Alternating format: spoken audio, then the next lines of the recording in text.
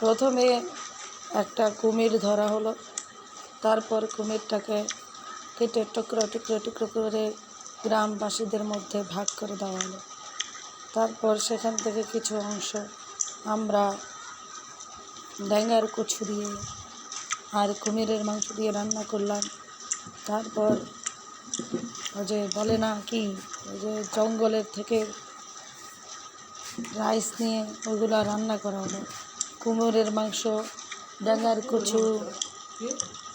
ড্যাঙ্গার কচু একত্র করে মানে খুব সুস্বাদু করে রান্না করা হলো। তারপর আমি খাওয়া শুরু করলাম। আমি ভেবেছিলাম এতই সুস্বাদু যে আমি 1 মিনিটে খেয়ে ফেলতে পারবো।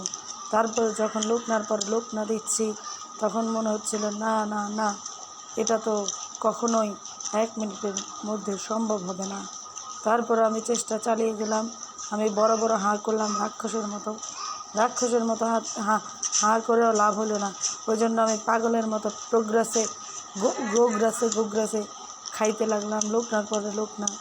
এই দিক দিয়ে আমার আম্মু যাইতেছিল, আমি একটু তাকাইলাম, কারণ যদি আম্মুকে আবার ভাগ দিতে হয় সেই টেনশনে ছিলাম। কিন্তু না, আম্মু তো আর কুমিরের মাংস খাবে না। ওই জন্য আম্মু ভাগ না চাই আম্মু নিয়ে চলে গেল। যাই হোক, খুব স্বাদের একটা জিনিস। কুমিরের মাংস কেউ কেউ খায় না, কেউ যারা খায় তারা ভাগ দিতে চায় না। আমি ওই রকম, আমি তো খাই, ওই জন্য আমি ভাগ দিতে চাই না।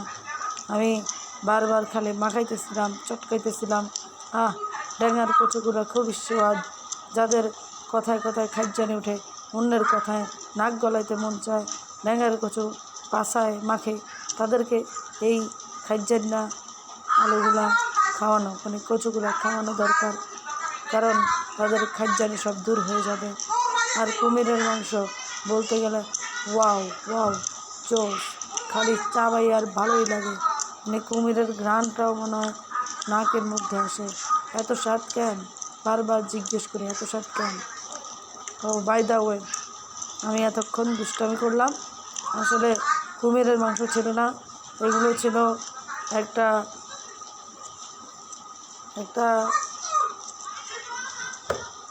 ভালো গরুর মাংস। আর এগুলা ড্যাঙ্গার কিছু ছিল না, এগুলা আলু ছিল। তা আমি একটু ভিডিও ভাইরাল করার জন্য আর কি ড্যাঙ্গার কিছু আর কুমিরের মাংস বললাম। আর এগুলা কোনো বনের ধানের চাল ছিল না, এগুলো পোলাও ছিল। খাইতে থাকলাম। আর আমার হাতে লাল মগজ যেটা দেখতে পাচ্ছেন, এটা সত্যিকার অর্থেই মনে করেন একটা সাপের বিষ। খাইতেছি আর কি, সোয়াদে লাগে, কিন্তু মানে কি বলবো, যখন পোলাও আর মাংস ভাত খাই তখন দেখা যায় যে এই জিনিসটা না খাইলে গলা থেকে খাবারই নামে না। আর খালি ওটকানি হইতেছে, কিন্তু খাইতে তো মন চাইতেছে। কী করবো, আমি তো আবার লোভী মানুষ। ভালো মন্দ খাইতে আমার খুব বেশি ইচ্ছা করে। ভালো মন্দ খাওয়ার সময় চারিদিকে তাকাই না। আর হ্যাঁ, পোলাও রেসিপি এবং মাংসের রেসিপি, আলুর রেসিপি জানতে চাইলে এখনই নক করুন। গরু জবাইয়ের সাথে সাথে না ধুয়ে রক্ত মাখা সহ, তারপর আলু না ধুয়ে না চিলে এগুলা ভালো করে চটকায় মাখাইয়া লইয়াছিলাম। চালগুলা ধুই নাই, কারণ চালগুলা ধুলে তো এনার্জি চলে যাব, ওই জন্য সবগুলা একসাথে খাইয়া ফেললাম। আসলে এভাবে খাইতে এনার্জি লেভেল হাই হয়ে যায়। আপনারা ভাবছেন এটা সত্য, এটাও সত্য না ভাই, ভিডিও ভাইরাল হওয়ার জন্য বললাম। আমার আম্মু পরিষ্কার হাতে পরিষ্কারভাবে খাবারগুলোকে পরিষ্কার পরিচ্ছন্নভাবে ধুয়ে তারপর রান্না করেছে খুব ভালোভাবে। আর মজা করে রান্না করেছে, তাই মজা করে তৃপ্তি সহকারে খাচ্ছিলাম। আর আমার পিছনে লাগা একটা বানরের মতো কুকুর আছে, সে আমার পিছনে অতিরিক্তই লাগে।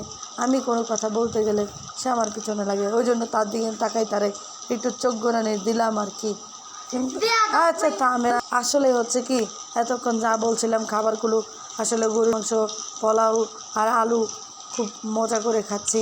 আসলে আমি আমি হাত ধুই না ঠিক মতো, আমি হাত না ধুয়ে বক্কর করে মুখে দিই খাই ফেলি, লোভ সামলাইতে পারি না। তো না, এটাও মিথ্যা কথা, এটা আমার ওই যে পিছনে লাগা মানুষগুলা বলছে আর কি।